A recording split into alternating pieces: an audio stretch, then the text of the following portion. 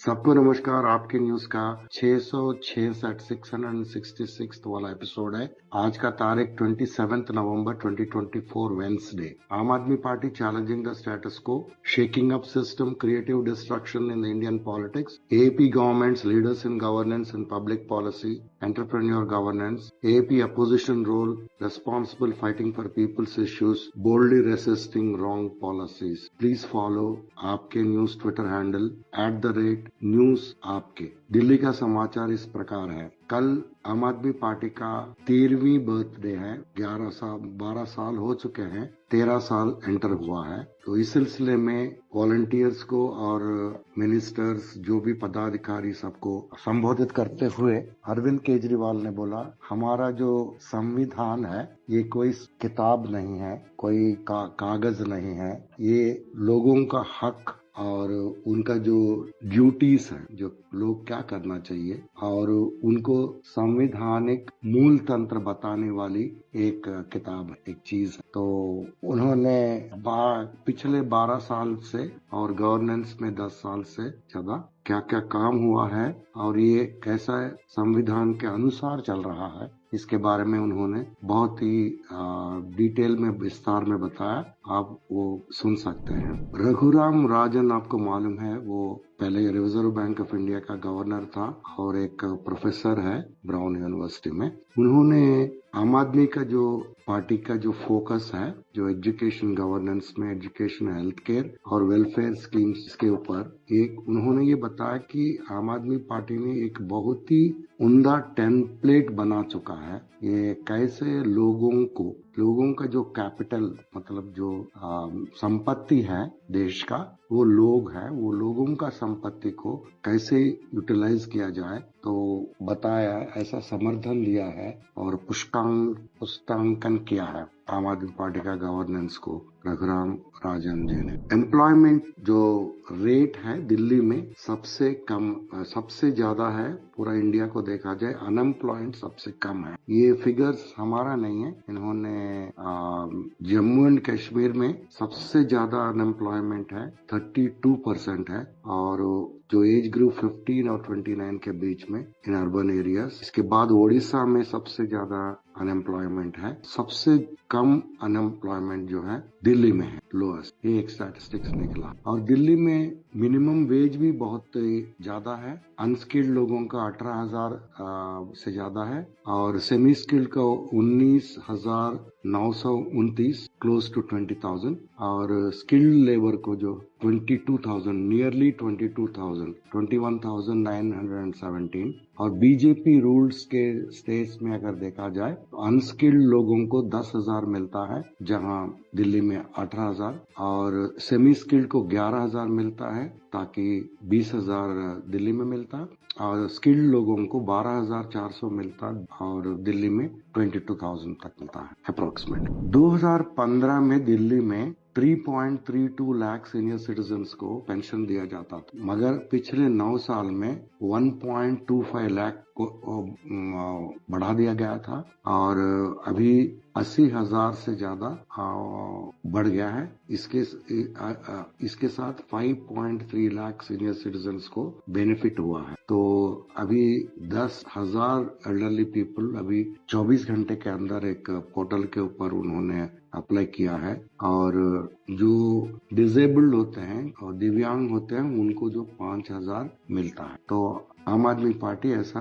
Pension को लेने वाले, जो पेंशन लेने के लिए जो लेना चाहते हैं, जो बुजुर्ग हैं, उनको संख्या बढ़ा दिया। और मनीष सिसोदिया ने एक चीज कहा कल, आपको मालूम होगा कि कल से शायद बीजेपी का दिल्ली का लीडर्स जो है कई सारे झुग्गी बस्तियों को विजिट कर रहे हैं, उसको झुग्गी टूरिज्म बोलते हैं। वो लोग इसके बारे में अरविंद केजरीवाल और मनीष सिसोदिया दोनों बात किए थे। तो मनीष सिसोदिया ने बोला कि अभी देखो, आपको आईना बताने के लिए बीजेपी वालों का, मैंने सुंदर नर्सरी एरिया में हूँ, यहाँ 3,000 लोग रहते हैं, पिछले 50 साल से रह रहे, और एक दिन बीजेपी का बुलडोजर आके सेंटर और पुलिस उनको निकाल दिया गया और उनको लाठी चार्ज भी किया गया। तो वो 1 साल से अभी तक उनके पास घर नहीं है, तो अभी इन्हीं लोगों के पास बीजेपी जाके कैसे वोट मांगेगी, और वोट मांगेगी और बोलेगी कि बोल रहे हैं कि हम आपको घर दिलाएं। तो पहले इन लोगों को जो इनके पास घर नहीं है उनको घर देना चाहिए। अभी पिछले 2 साल के अंदर उन्होंने 2 लाख लोगों को बेघर बना दिया है दिल्ली में, ये मनीष सिसोदिया ने बोला। आतिशी सीएम दिल्ली, उन्होंने एक इन्वेस्टिगेशन ऑर्डर किया है डीएम और एसडीएम को देखने के लिए कि क्यों दिल्ली का लोगों का वोटर्स का नाम काट दिया गया है, इसके बारे में आप इंक्वायर करो करके बताया। जैस्मिन शाह जो दिल्ली डेवलपमेंट अथॉरिटी में था, वो एक किताब लिखा है, पेंगुइन ने उसको छापा है, तो अभी वो बाहर आया नहीं है, उसका प्री बुकिंग चल रहा है। तो a bold new road map to building developed India, ये मिड दिसंबर में रिलीज होगा और वो आप अभी सस्ते में, थोड़ा सस्ते में खरीद सकते हैं। इसका हाइलाइट्स क्या है कि ये दिल्ली मॉडल क्या है, और ए bold new roadmap to building a developed India dwells into the governance model that has redefined public administration in Delhi and influenced policy discussions nationwide। पूरा इंडिया में एक डिस्कशन शुरू कर दिया आम आदमी पार्टी ने, पॉलिसी कैसा होना चाहिए, गवर्नेंस कैसा होना चाहिए, और गवर्नेंस को उसने रीडिफाइन किया। ये Jasmine Shah, vice chairman Delhi dialogue and development commission का, और उन्होंने दिल्ली का एजुकेशन रिफॉर्म्स के ऊपर, हेल्थ केयर के ऊपर, और air pollution, transport, electricity, water, सभी चीजों के ऊपर क्या क्या क्या किया है, ये किताब में लिखा हुआ है। फिर लाएंगे केजरीवाल कैंपेन अभी शुरू कर दिया गया है, और उसमें केजरीवाल का जो अचीवमेंट्स है पिछले 10 साल से एज चीफ मिनिस्टर, उन्होंने क्या क्या काम किया है, फ्री इलेक्ट्रिसिटी, फ्री वाटर, और कितना रोड बनाए हैं, कितने फ्लाईओवर बनाए हैं, और हेल्थ और एजुकेशन में क्या क्या सर्विसेज दिए हैं, इसके बारे में सभी लोगों को बताया जा रहा है। आम आदमी पार्टी एक ऐसे पार्टी नहीं है, ये एक कॉमन मैन जो पूरा इंडिया में जितने लोग हैं आम आदमी, उनके अंदर एक होप क्रिएट किया है, एक आशा का किरण लेके आया है, और ये बहुत ही फास्टेस्ट ग्रोइंग पार्टी है। सिर्फ 10 साल के अंदर उन्होंने नेशनल पार्टी बन गया, और ये तीसरा नेशनल पार्टी है। ये सभी चीजों इसलिए पॉसिबल हुआ कि दिल्ली का लोग उनको प्यार करके उनको वोट दिया है, और ऊपर से लाखों करोड़ों वॉलंटियर्स बहुत पैशन के साथ बिना पैसे का काम करते हुए उनका अभी भी कर रहे हैं पिछले 10 साल से। यही रीजन है कि ये आम आदमी पार्टी इतना मजबूती से कामयाबी हुआ। और उन्होंने ये भी बताया कि कई सारे लोगों को पार्टी में चीफ मिनिस्टर पद मिला, मिनिस्टर, एमएलए, काउंसलर पद मिल चुका है, मगर कई सारे लोगों को, उससे लाखों करोड़ों लोगों को कोई चीज नहीं मिला। वो लोग पूरा इंडिया में फैले हुए हैं, और सिर्फ अच्छा इंडिया बनाने के लिए वो लोग काम कर रहे हैं। तो कल का दिन 2012 में एक नया डायरेक्शन हिस्ट्री में देने के लिए ये आम आदमी लोगों का बनाया हुआ एक पार्टी शुरू हुआ है। और ये सिर्फ पॉलिटिकल पार्टी नहीं है, ये यहाँ लोगों का एक होप है, लोगों का करेज और इंस्पिरेशन फॉर चेंज, उसका एक ताल्लुक रखता है करके आम आदमी पार्टी के लीडर्स ने कल इसके बारे में बताया था। और दिल्ली गवर्नमेंट ने एक advanced underground shooting range NCC cadets के लिए बनाए हैं। ये एनसीसी भवन सेक्टर 19 रोहिणी दिल्ली में कल इनॉग्रेशन किया था आतिशी सीएम ने। अभी एमसीडी इलेक्शंस के पहले लोकल बीजेपी लीडर्स को कोई भी चीज समझते नहीं थे, तो उन लोगों को ओवरनाइट वो स्लम्स में रहना चाहिए और वो प्रॉब्लम्स को समझना चाहिए करके आम आदमी पार्टी का लीडर्स ने बताया था। अभी पंजाब का न्यूज के बारे में बताते हैं। एक बड़ा सा अनाउंसमेंट किया है पंजाब गवर्नमेंट ने, तो उनका जो शुगर केन है उसका प्राइस 10 रुपया बढ़ा के 391 मतलब 395 पर क्विंटल से लेके 401 रुपया पर क्विंटल कर दिया है। ये पूरा इंडिया में शुगर केन का सबसे ज्यादा भाव किसान को मिल रहा है इसकी वजह। और शुक्राना एक शब्द है, शुक्राना एक जुलूस उन्होंने निकाला था पंजाब में। इसका मतलब यह है कि हम लोग बहुत ग्रेटफुल है आम आदमी पार्टी के लिए, तो आप हमारे जिंदगी में इतने चेंजेस लाए हैं करके वो थैंक करने के लिए जिस दिन आम आदमी पार्टी का शुरुआत हुई थी 12 साल पहले, तो उसको याद करते हुए तो पंजाब का वॉलंटियर्स ने और वर्कर्स और लीडर्स ने एक बहुत बड़ा जुलूस निकाला था कल, उसको बोलते हैं शुक्राना यात्रा। राज्यसभा एमपी संजीव अरोरा जो है बहुत ही अच्छा अपना काम राज्यसभा मेंबर का काम निभाया है और वो डेवलपमेंटल पॉलिटिक्स के ही काम किया है और उनका अटेंडेंस पार्लियामेंट में बहुत अच्छा है। ये चीज के बारे में एक न्यूज़पेपर में रिपोर्ट आया। हरजोत बेंस एक डायलॉग विद टीचर्स बोल के शुरू किया था। ये हरजोत बेंस जो है ही इज एजुकेशन मिनिस्टर है पंजाब का। तो ये मनीष सिसोदिया जो कर रहे थे अभी तक और आतिशी कर रही थी वही काम और उससे बढ़कर उन्होंने पंजाब में कई सारे इनिशिएटिव्स एजुकेशन में इम्प्लीमेंट कर रहे हैं। इसके एक ही पार्ट है कि डायलॉग विद टीचर्स। अभी संक्षिप्त में न्यूज बताता हूँ। मोहन भागवत ने एक तरफ से बोलता है कि आप हर एक मस्जिद के नीचे शिवलिंग क्यों ढूंढते हैं और आप रोज रोज फाइट क्यों करते हैं, ये बोलते हैं एक तरफ से, लेकिन करते क्या है भारतीय जनता पार्टी, जिसको संजय सिंह ने बोलता है कि भारतीय झगड़ा पार्टी, ये सिर्फ रोज रोज फाइट करते रहते हैं, झगड़ा करते रहते हैं। ये गोवा का न्यूज इस प्रकार है कि गोवा में आम आदमी पार्टी ने 50 युवाओं को जुड़ा है युवा विंग में। वो लोग जो है ट्रेनिंग लेके पूरा लीडरशिप ऑर्गेनाइजेशन में काम करेंगे। तो आम आदमी पार्टी कोऑर्डिनेटर्स को भी अपॉइंटमेंट किया है 14 कॉन्स्टिट्यूएंसीज में। तो ये कॉन्स्टिट्यूएंसीज के और ये लीडर्स के बीच में ये लोग कोऑर्डिनेशन का काम करेंगे। तो दिल्ली एक स्टेट है पूरा कंट्री में, इसमें 5,30,000 बुजुर्ग लोग पेंशन ले रहे हैं 2,500 महीने में। तो ये 2% ऑफ द टोटल पॉपुलेशन है दिल्ली का। और केजरीवाल का जब गवर्नमेंट फॉर्म हुआ था तो वो विधवा का पेंशन और डिसेबिलिटी का लोगों का पेंशन, ओल्ड एज पेंशन, ये सभी चीज जो है डबल से ज्यादा कर दिया गया है। ये जिम कारपेट पार्क जो पड़ता है यूपी में, वहाँ का अथॉरिटीज एक ड्रोन्स और कैमरास यूज करके लोगों का प्राइवेसी को धज्जियां उड़ाते हुए वो लोग कंट्रोल कर रहे हैं, पुलिसिंग कर रहे हैं। ये बहुत डिस्टर्बिंग बात है। सीएनजी का प्राइसेस महाराष्ट्र में, मुंबई में 2 रुपया बढ़ाया गया है। आपको मालूम है रीजन क्या? दिल्ली में नहीं बढ़ाया गया क्योंकि दिल्ली में आने वाला और महाराष्ट्र में इलेक्शन खत्म हो गया तो सीएनजी का प्राइस बढ़ा सकते हैं आराम से। ये बीजेपी का तरीका है। अभी न्यूज दैट मैटर्स का सेक्शन के में आते हैं। इसमें एक इंटरेस्टिंग चीज बताता हूँ। नांदेड़ महाराष्ट्र में इलेक्शन जब हुआ था उसमें लोकसभा का और 6 असेंबली सीट्स का, दोनों का साइमल्टेनियसली इलेक्शन हुआ था। इसका मतलब वोटर, नांदेड़ का वोटर बूथ में जाता है, एक मशीन में लोकसभा के लिए बटन दबाता है और दूसरा बूथ में जाके असेंबली का बटन दबाता है। तो इसमें एक बहुत ही इंटरेस्टिंग चीज हुआ है। इसमें पूरा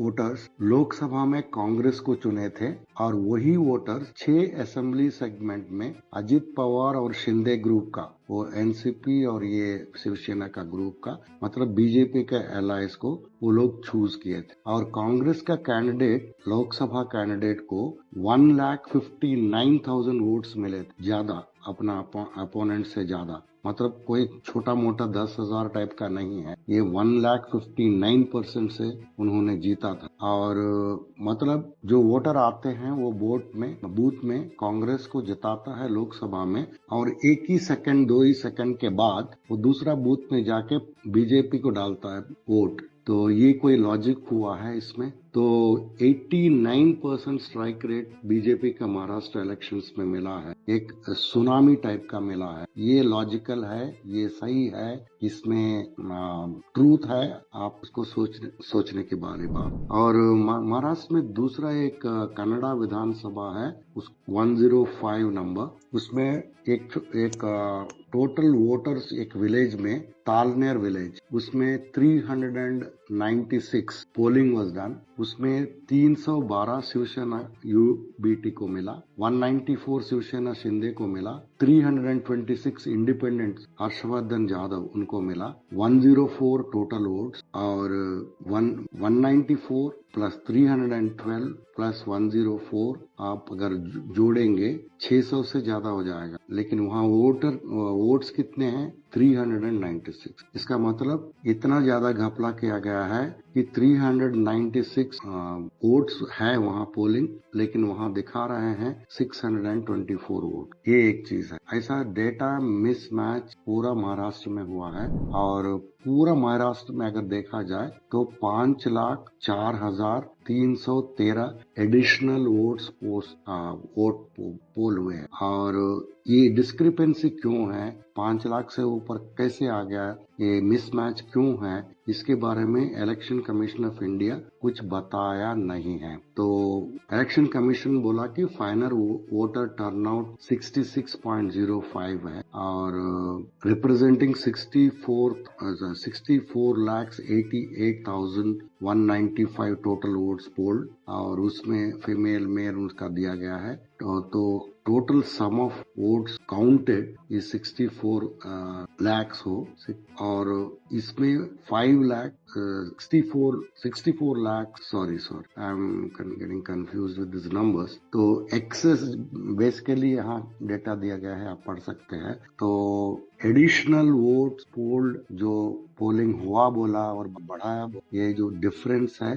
5,04,313, ये कैसा बना है इसके बारे में इलेक्शन कमीशन कुछ बता नहीं रहे। ये ऐसा बड़ा मिसमैच हुआ है। अभी यूपी का न्यूज इस प्रकार है। यूपी में एनिमल प्रेगनेंसी टेस्ट किट उसके खरीदने के लिए 8 करोड़ सैंक्शन हुआ है, और वो वैक्सीनेशन 4 टाइम देते हैं एनिमल्स को, जैसे भैंस और गाय को। और ये कई साल से हर साल ये दिया जा रहा है, लेकिन वहाँ काम कुछ नहीं हो रहा है। पेपर में ये दिखाया जा रहा है। तेलंगाना का चीफ मिनिस्टर रेवंत रेड्डी 100 करोड़ अदानी को वापस, ये क्या बात है? तो जब कुछ महीने पहले जैसा तेलंगाना में कांग्रेस का गवर्नमेंट बनी थी, उसी के 3-4 दिन के अंदर अदानी साहब पहुंच जाते हैं और बोलते हैं कि मैं एक डोनेशन दे रहा हूँ 100 करोड़ का। कितना रहम कर रहा है। बोला कि तेलंगाना में एक नया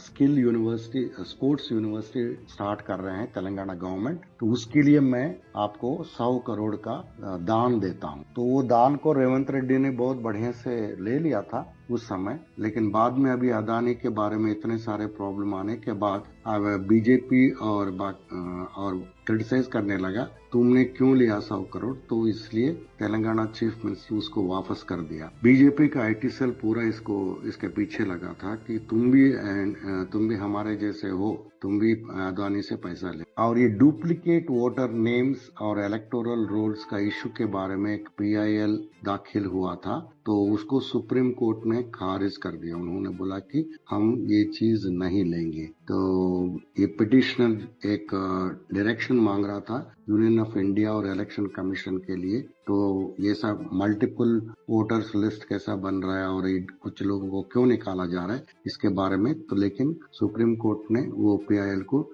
एंटरटेन नहीं किया है। अभी हरियाणा में, पंजाब में, मध्य प्रदेश में, यूपी में पराली जलता है, लेकिन पंजाब में कम हो गया है, लेकिन हरियाणा में, यूपी में, MP में वैसे ही है। ऊपर से मध्य प्रदेश का पराली जो है सबसे ज्यादा इंडिया में बाकी स्टेट से सबसे ज्यादा है। और एक फ्रेंच कंपनी टोटल एनर्जीज बोल के, उन्होंने बोला अदानी का जो ग्रुप में हमने कोई नया इन्वेस्टमेंट नहीं डालने वाले हैं जब तक उनके बारे में जो भी चार्जेस चल रहा है अगर वो लिफ्ट ना हो जाए तब तक हम और कुछ पैसे वहां डालने वाले नहीं, वो इन्वेस्टमेंट करने वाले नहीं। और एक जस्टिस मृदुल बोल के है, वो chief justice of Manipur high court में था, वो रिटायर हो चुके थे। तो उन्होंने बोला था कि ये लिटिगेशन लॉयर्स होते हैं जो कोर्ट्स में, हाई कोर्ट सुप्रीम कोर्ट में, वो लोग बिजनेसमैन से ज्यादा कमाते हैं। ये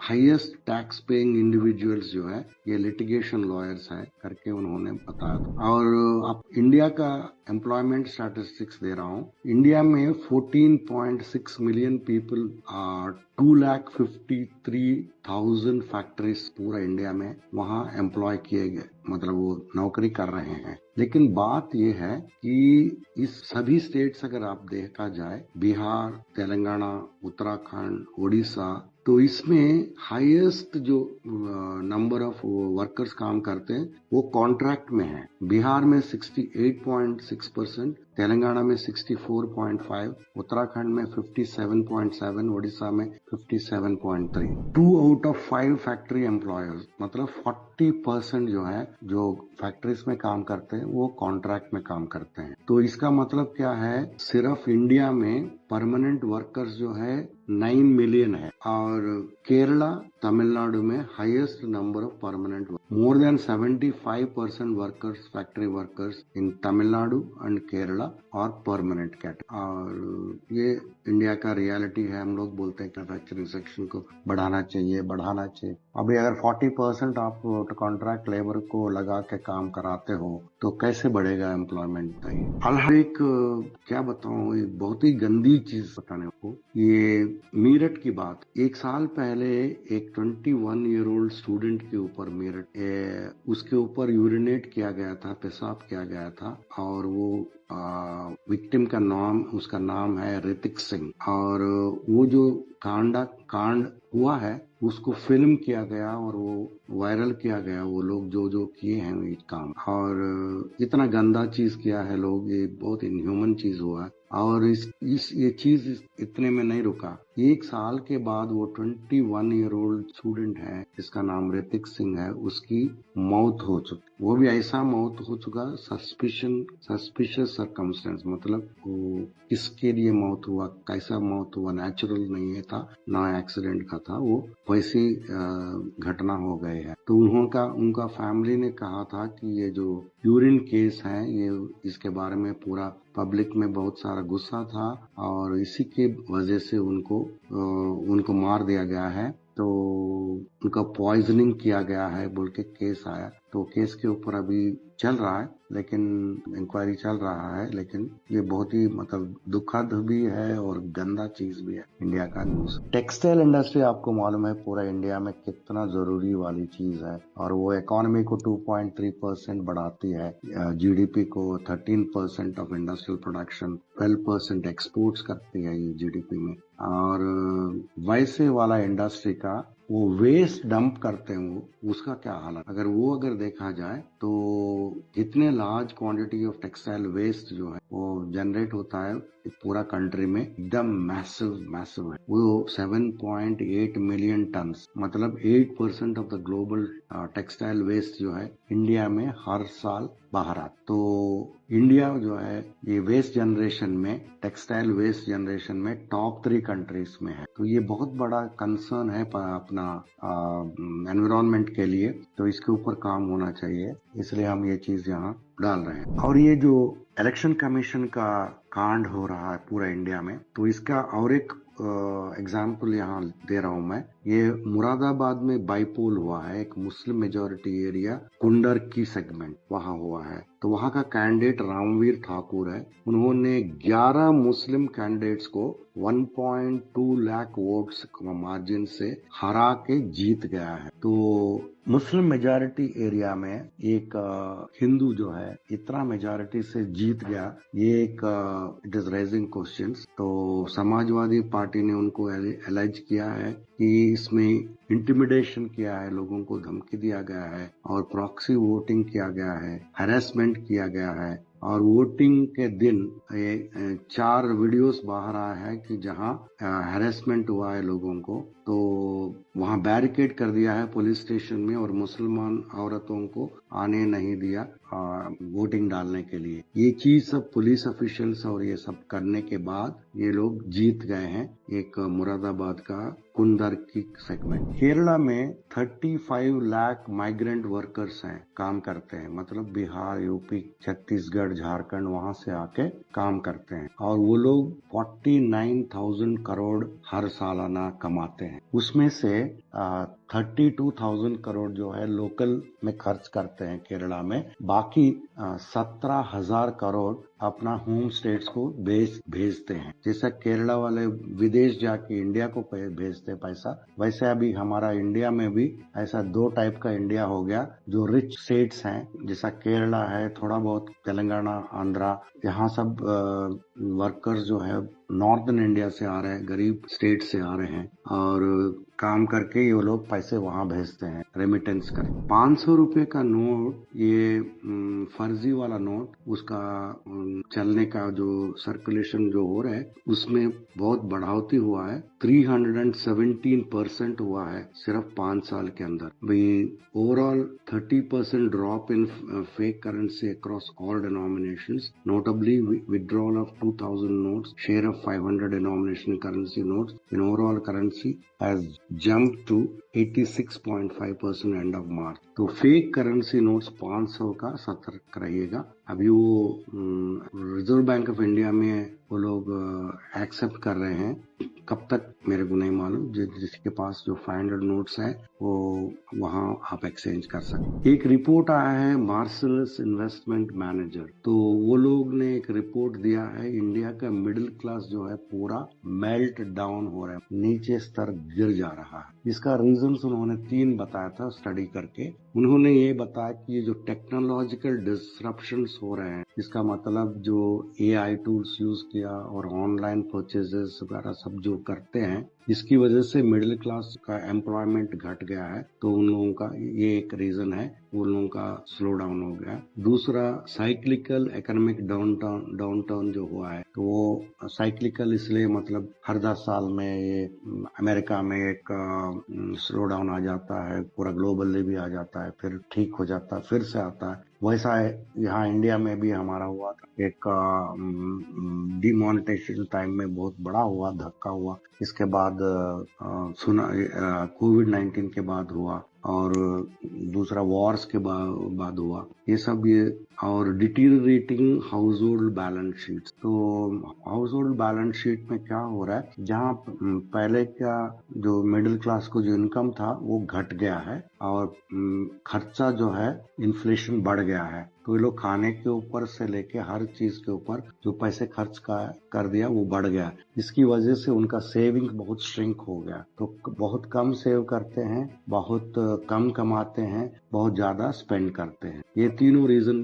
की वजह से अभी इंडिया में मिडिल क्लास जो है मेल्ट डाउन में है, वो सर्वाइवल के लिए मुश्किल साबित हो रहा है। और एक कंडीशन नागालैंड में जो हो रहा है इसके और लद्दाख में लद्दाख में जो हो रहा है, तो इसके ऊपर एक रिपोर्ट आया है। तो जो लद्दाख में जो महिलाएं रहते हैं, जो प्रेग्नेंट हो जाते हैं, तो उनका मेडिकल कंडीशन बहुत नाजुक है, क्योंकि ये पहाड़ों में रहने वाले महिलाओं का आयरन डिफिशिएंसी हो रहा है। तो इसके वजह से उनको बहुत ज्यादा फैटीग मतलब थकावट हो रहा है और लाइट हेडेडनेस हो रहा है, शॉर्ट ऑफ ब्रेथ हो रहा है, पैल्पिटेशंस हो रहा है। तो और सेंसिटिविटी जो कोल्ड टेम्परेचर को सहने का शक्ति कम हो रहा है। तो इसकी वजह से तो लेह में और कारगिल में, जहाँ लेह का जो पॉपुलेशन है 1,33,000 और कारगिल का पॉपुलेशन है 1,25,000, इसमें से 93% ऑफ द वुमेन जो 15 से 15 to 49 ईयर्स जो एज ग्रुप में है वो लोग एनीमिक हैं। तो ये नेशनल फैमिली हेल्थ सर्वे उन्होंने ये चीज उजागर किया है। तो बहुत ही एक्सट्रीम क्लाइमेटिक कंडीशंस है यहाँ, लेकिन महिलाएं कई सारे एनीमिक होने का, आयरन डेफिशिएंसी होने का कारण हेल्थ प्रॉब्लम्स फेस कर रहे हैं। तो आज का न्यूज यहीं हम समाप्त करते हैं और कल 7:30 बजे मिलेंगे।